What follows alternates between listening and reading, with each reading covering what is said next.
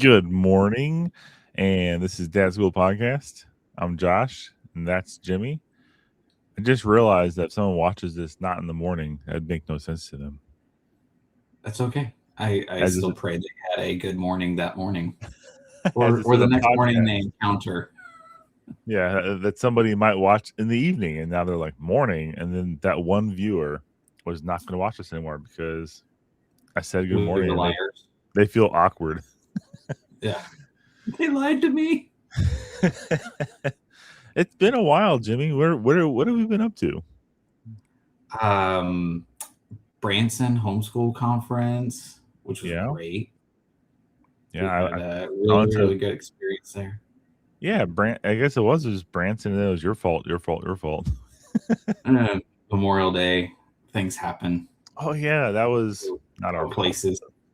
Yeah. Okay. Well, we are back, and we're going to do a little bit of a different show than normal. I think it's going to be well received. We'll tell Oh, by. you were Well, saying talent show. I'm really nervous about that. talent show.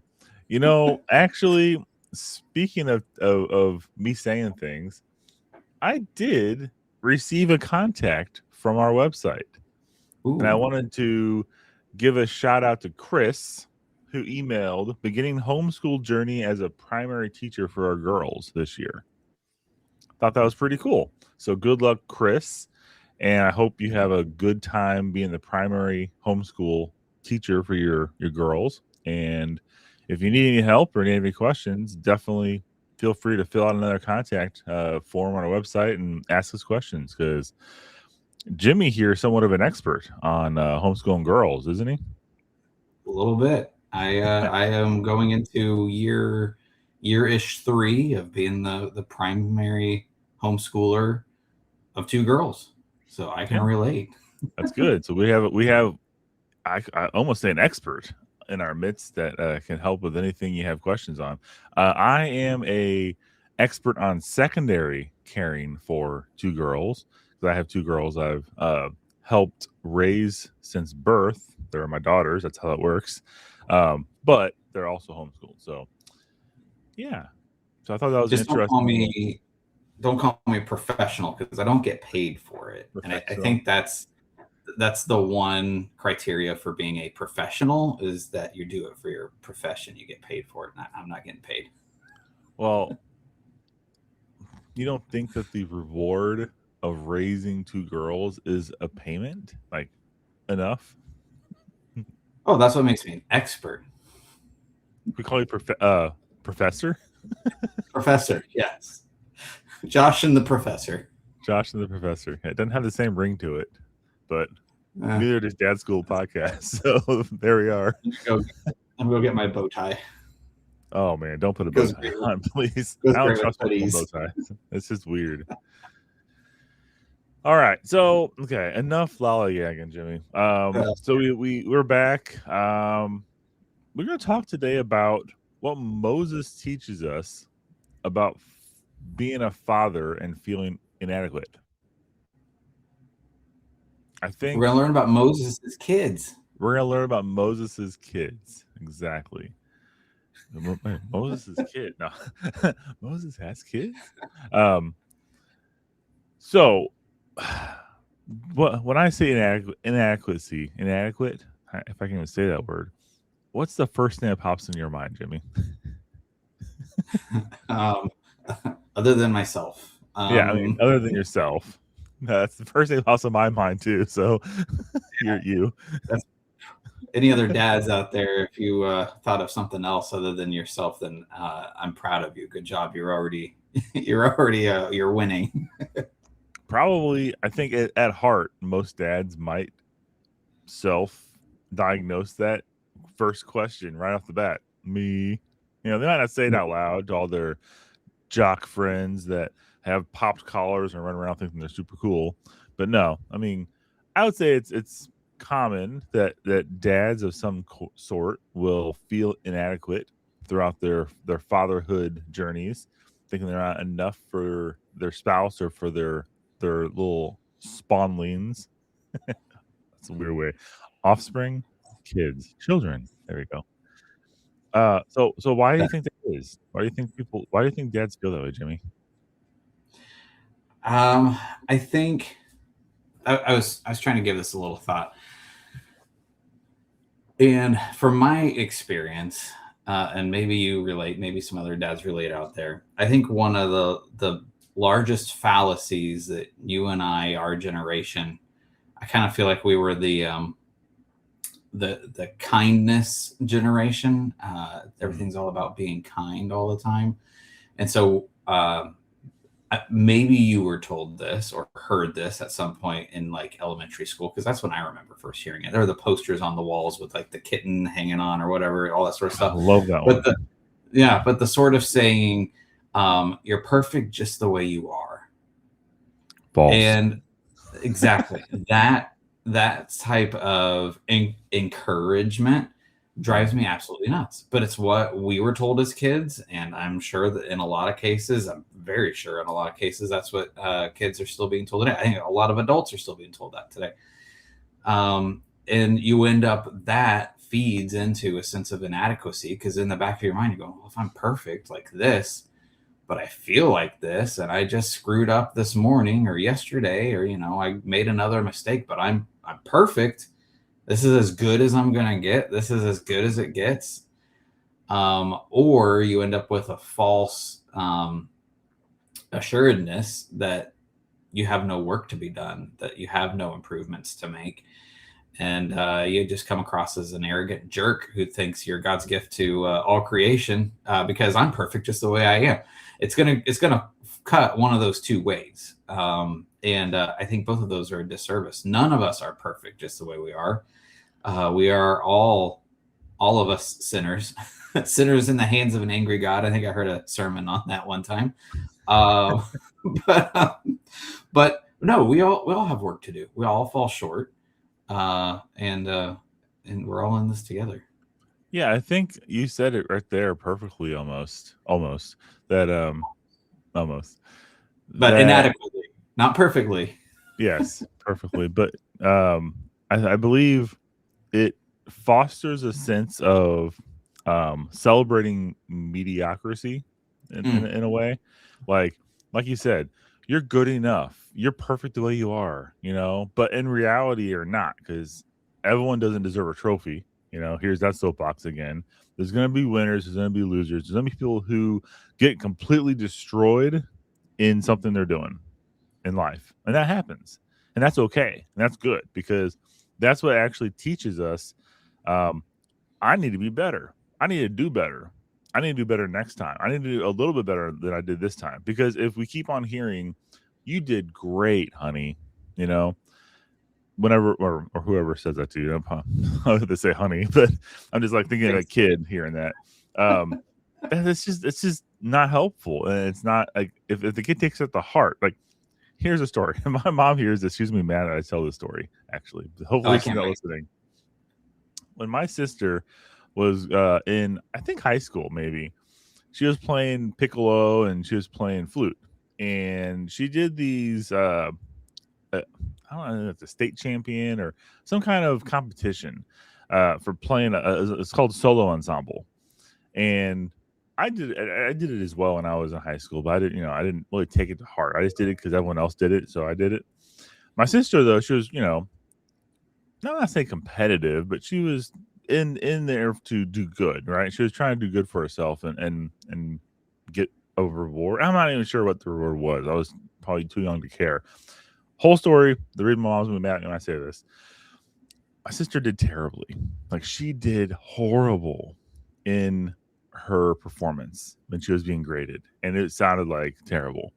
And afterwards, my mom, I've said this a couple times, and I brought it up. My mom was really mad at me when I brought it up.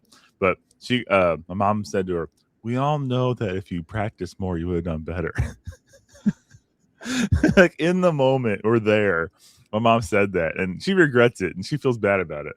But I'll never forget that. I was like, "That was awesome, Mom!" Like, that was honest. It's exactly what she didn't want to hear right now, but she needed to hear. And that, I've always thought about that. Like, there's ways to be tactful, and that probably wasn't tactful way to say something for my mom, and she regrets it. And she always refers that situation to as her putting her foot in her mouth, which essentially it was. But I think that we can take a lot away from that as dads. We can be, we can be respectful, but we also need to be honest. Mm-hmm. If our daughter does something like, let's just say, and I have a good example too. My daughters played soccer for a while, for several years. They were not the best.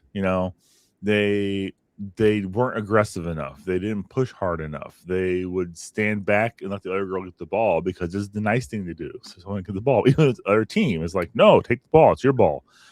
But they were just being nice. They didn't play the sport with ferocity. And I would tell them that. I'd tell them, hey, you did okay, but you need to be better. And that kind of speaks to what we're talking about here. Like, I think as dads, even though we might not feel like we're doing a good job, maybe we're not. Maybe we need someone to tell us that, and we need to evaluate it and to a sense man up and see what we need to fix. Having someone other than your own kid tell you that you need to change a few things about being a dad, because when your kids are going, "You're a terrible father," that lands one way, then your brother in Christ pulling you aside and saying, "Hey man, like let's talk about a couple things." You might want to still evaluate yourself if your kid says it too. You're gonna say that. Like more than one thing, like yourself and then your parenting style. I don't know, there's like, I know some kids out there who they say that and I wouldn't take much stock in it, but the fact that their kid is saying that to their adult also, that's like a double-edged sword. Anyways, that's a whole nother episode, I think. But we're all landing in having teenagers in the house now, so it's a wild card. Yeah, I have a spectrum across, 7-year-olds. I have two 12-year-olds on the edge of that deep precipice of teenhood. Yeah, that's kind of scary for me. Like I'm dealing with one. He's doing okay. He's turning 15 this year. I got two that are turning 13, and that's for me scary. I don't know how I'm gonna do that. Yeah. Yeah. All right. So, but why inadequacy, Jimmy? Why are we starting with that? It's so depressing, right?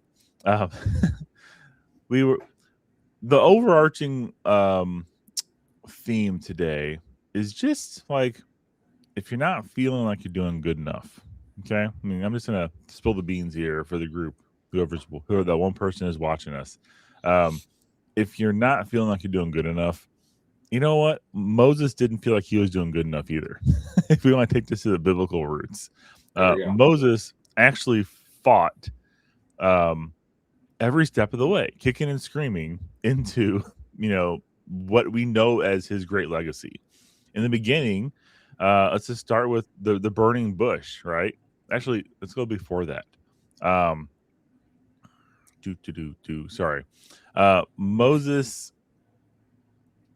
is not confident before Pharaoh in the beginning, right?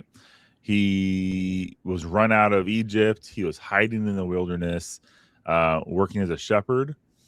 He fled Egypt, right?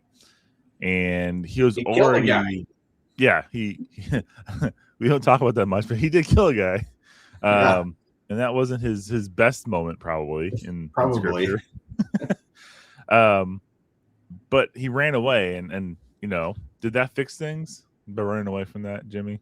I mean, overall, it kind of did for him, but maybe we should focus on that. In the grand narrative, we can look at how God wove his story into a magnificent redemption arc. That's the yeah. So he spent several years in the wilderness, but then, I mean, do you think he was like over the hill at that point? Like he's like, I've done all I'm gonna do. I'm just gonna be here and die eventually. I mean, how long did he? So he went out and I didn't go back and read this, and you're testing my memories skills. He didn't get married. Worked for his father-in-law as a Mm-hmm. shepherd, tending Yep. flocks. Was it around like 40 years that he was out there? I'm pulling it up right now so I can actually tell. It was a Sorry. while. So he was a much elder man than when he was killing Egyptians or Egyptian. It actually didn't say. Didn't say. Okay. Now Moses was keeping the flock of his father-in-law Jethro, the priest of Yeah. Midian. So he was. Here's another thing. He married.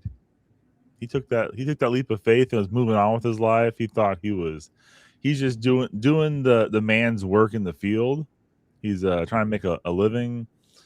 And then angel of the Lord appeared to him in a flaming bush, like, of all things. You think he was like, now what? When this happened?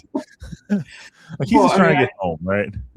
I can think of that feeling of, he was in the throne room, like next in command or next in command. He's somewhere in that of the number one most powerful nation on earth at the time. And he's hanging out with the top people. He's one of the top people. And now he's out just wandering around in the hills, in the mountainside, kicking rocks, chasing sheep. I imagine he had some days where he was having some pity parties. I'm sure he wasn't always, oh yeah, this is the life. I've been through that sort of thing where career-wise things are going great, and I've achieved much and struggled hard and done great things, and then I'm away from those. I'm not doing those things anymore. So then I end up having those pity parties and staring in the mirror going, what are you doing? Like I've been there. I've felt those feelings. So I can relate to where Moses was when he had his God encounter, where I imagine Moses was, mentally. Right. And I mean, do you think he was already like, I don't know. He was obviously hiding, right? He was hiding in the wilderness, carrying on with his life, thinking his past was back there. He probably didn't think that it'd ever catch up with him, or he hoped it wouldn't, right? But I think whenever God started talking to him, and there's a hint that God wanted to do something to help and go back and do something for him, I feel like Moses was already like discounting himself because of the things he did in the past. And I feel like as dads, we do the same thing a lot of times. As dads, we make one mistake, or we make one mistake repeatedly. We do that too. And we never think that we're good enough. We always have this stigma about ourselves. Like, I always fail at fill in the blank, XYZ. I can never do something better or greater. I can't step up and be that better leader in my household because of my past or because of something I've done in the past. And I mean, I recently went through my testimony. I went through something at church recently, and it got me thinking a little bit, because one of the elders of our church came up to me afterwards, was like, you need to forgive yourself. And I've never thought of myself as not forgiving myself, but I repeatedly like hinted at I wasn't good enough because of what I've done in the past before I was saved. And I didn't think I phrased it that way, but thinking back on it, like, maybe I do feel that way a little bit. Maybe I feel like because of my history before salvation, I slightly feel like I'm not worthy to leave my family in a certain way. So it was an interesting moment for me last week when I heard that. I was like, I never thought I'd felt that way before, but now you say it, now I feel that way. Thanks. Maybe that elder just says it to every single person he ever hears tell their No, testimony. it was genuine. Like, when he said it, like, people, I don't have moments often when people say things to me and I choke up a bit. Like, I didn't like fall on the guy's shoulder, but it gave me pause, and I had a like, yeah, thanks kind of scenario back. I didn't think that I felt that way. And when he said that, I was like, I totally feel that way. But it kind of goes in with this theme. Like, God already knows what we've done. He knows what we're going to do. That doesn't mean we don't have free will because he already knows it. He just knows it. But he still chooses to use us certain ways. He still chooses to call us to further the glory of his kingdom. So I think that's an important call out, that even as us dads who have mistakes we've made in the past, nothing disqualifies us from working for God. You know, if he calls us, he calls us. That's our job. We're called as fathers in general to lead our family, and that's him already knowing all of our mistakes. Yeah. So carrying on, I did find out that I didn't go back far enough on Exodus. I went to Exodus 3, and it does talk a lot more about that in Exodus 2. I'm not going to read it all on here, but I encourage everyone to go back and read that. It talks a little about it toward the end. Yeah, but we'll look at real fast. So God calls an insecure man, right? So how often has God called us an insecure fathers to do anything? I think just the very fact that he calls us to be fathers is telling in itself exactly what we're talking about.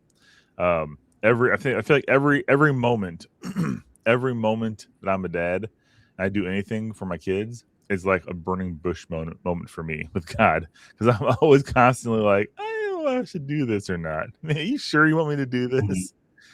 But yeah. So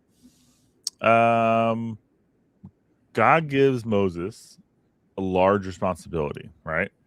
And what's Moses' response? His response is with insecurity of like, who am I? I'm not he didn't go right off the bat and say yes sir and get right to it, right? His first stance was breaking down why he shouldn't do this because of what his past was and how broken he was, right? He didn't even use good excuses, in my opinion. Like he didn't give a maybe, like, come back next week, God, because I think I might be ready then. No. Yeah. He's just like, who am I? I can't do this.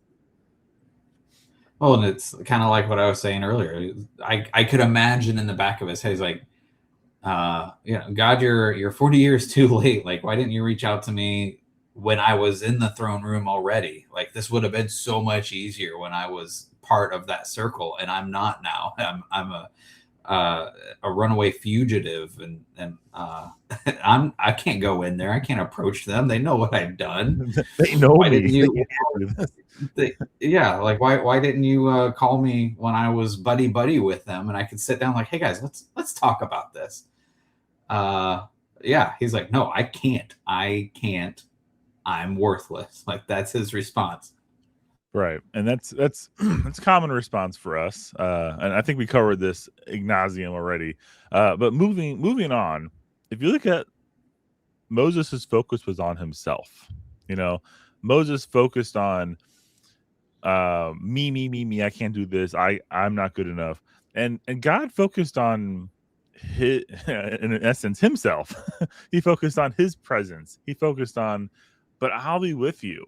That's what he said to him. I'll be with you. You don't need to worry about anything else. That's like good enough. I'm with you. Everything else you said is null and void, right?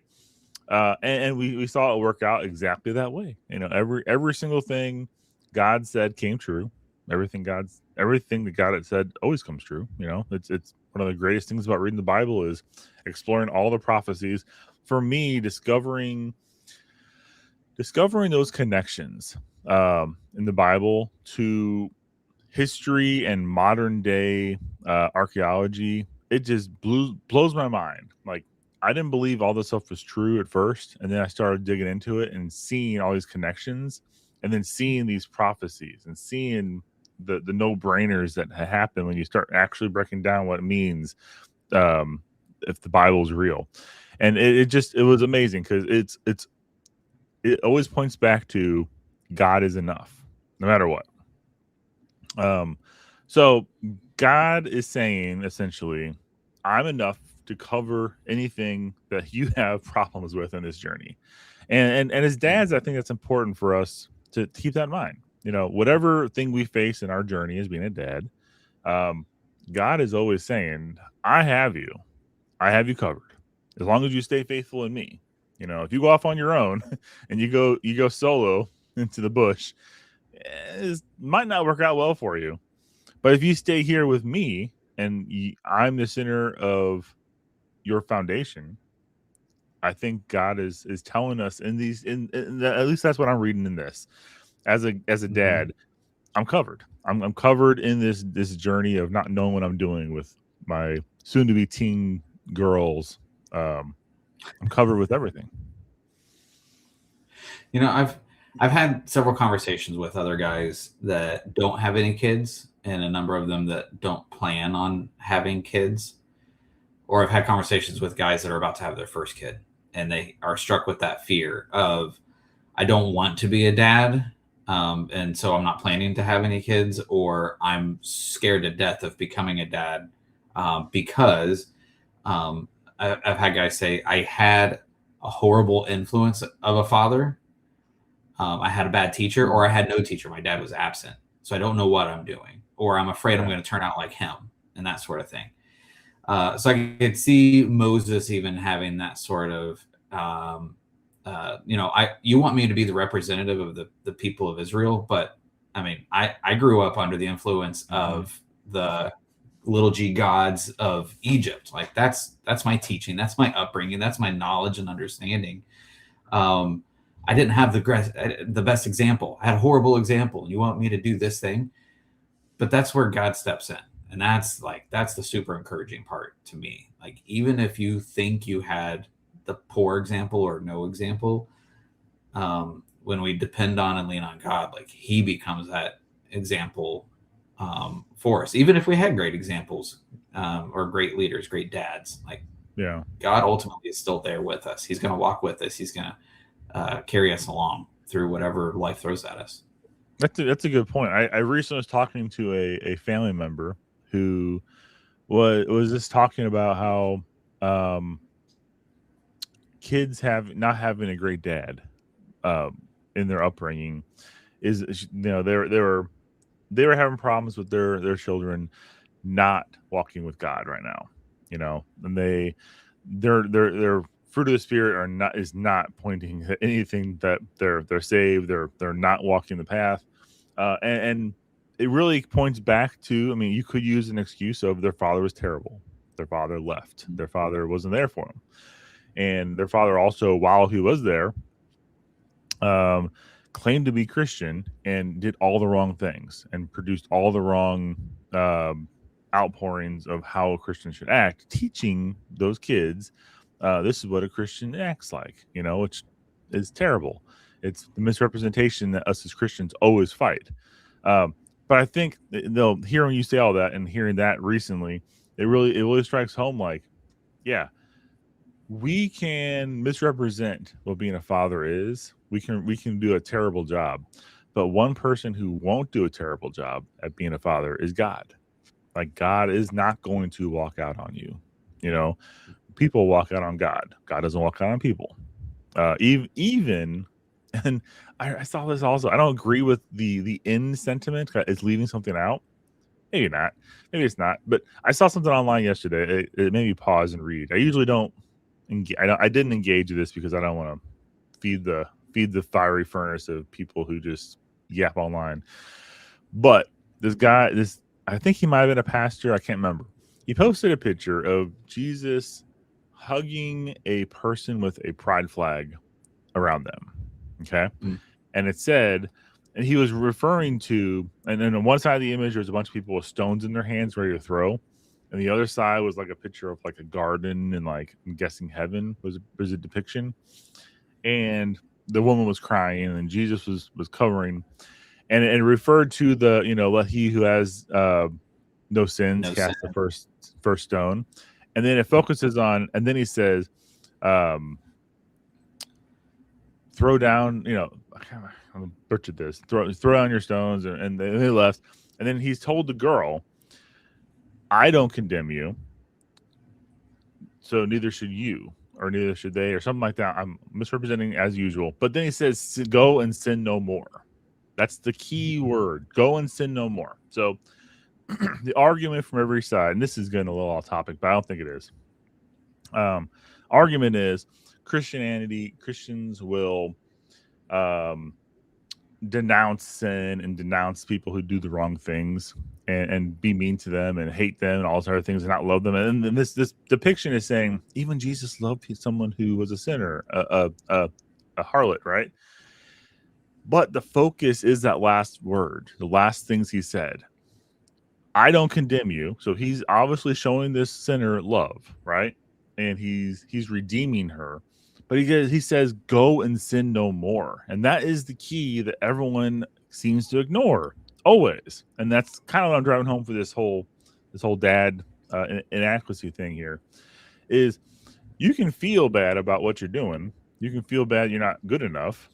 And you could even mess up horribly, right? But it is the act of understanding you made a mistake and coming back and continuing to walk in Christ and moving forward. That is returning and sinning no more. That is coming back and relying on the Father to help guide you further and further, not coming back and relying on yourself, which I think self-reliance can be spun into, a sin. You rely on yourself only. It is amount to bigotry. What's the other one? I always forget this one. Help me, Jimmy, please say the word. No, okay. I don't know. Yeah, self-reliance, whatever that's. There's a pride. That's what I was thinking. Pride. That's the whole reason I said that whole analogy. Yeah. Pride, right? It's a spin-off of pride, but pride in yourself and pride in not accepting you did something wrong, or accepting that you need a change and you need God in your life. Okay, that is a sin.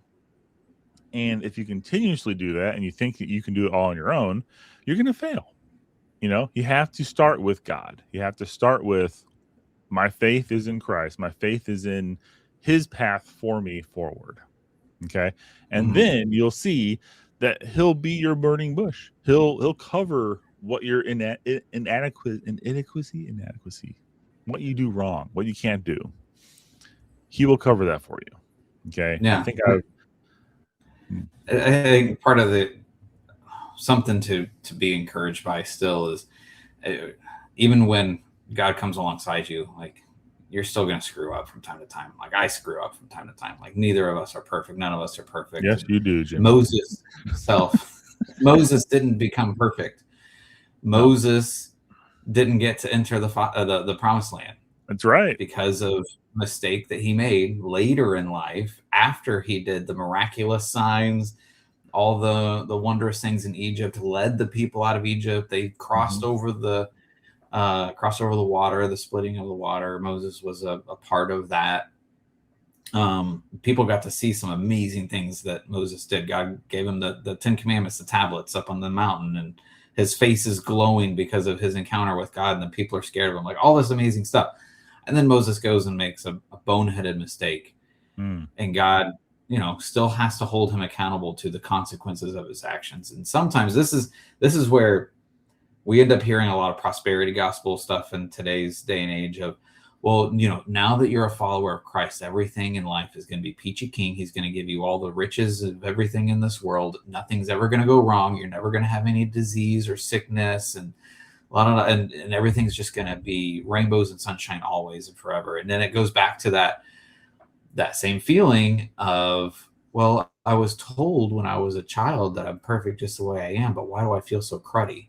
That's the same danger of that prosperity gospel, that, if I'm getting all of the things that my heart's desire, why am I still screw up? Why am I still feeling this way? And it's empty and it's hollow and it's shallow.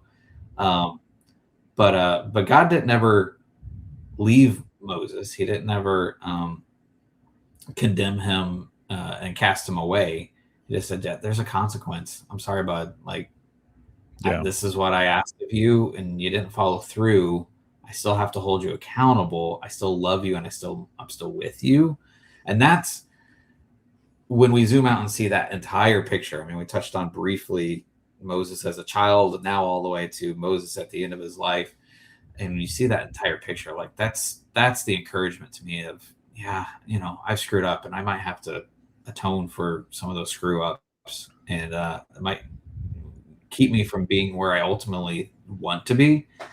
And that's a hard lesson to take and a hard lesson to learn, but God is still with me, and that is encouraging. Exactly. And I wasn't going to stop you, but that's a good segue into our next episode is actually going to focus on Moses and how he interacted with Pharaoh back and forth. We're going to do a bit of a deep dive into this whole Moses in the Bible over the next couple episodes. The next one's going to be about Moses and his interactions with Pharaoh, and focusing on us as dads, how we face challenges and how Moses faced challenges and how he overcame them. So we're going to focus on that one next. It'll be a little micro study. We will go into future episodes of Moses leading these people through the wilderness.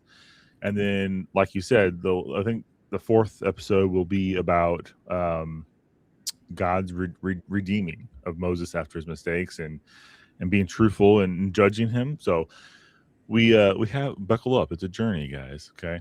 This was just a tip of the iceberg, and Jimmy almost spilled all the beans, but it's okay. We forgive him. So I got a little more homework people can do then before our next episode. Yeah. More have homework have you ever seen the TV show Promised Land? No, I haven't. So it's on YouTube. Okay.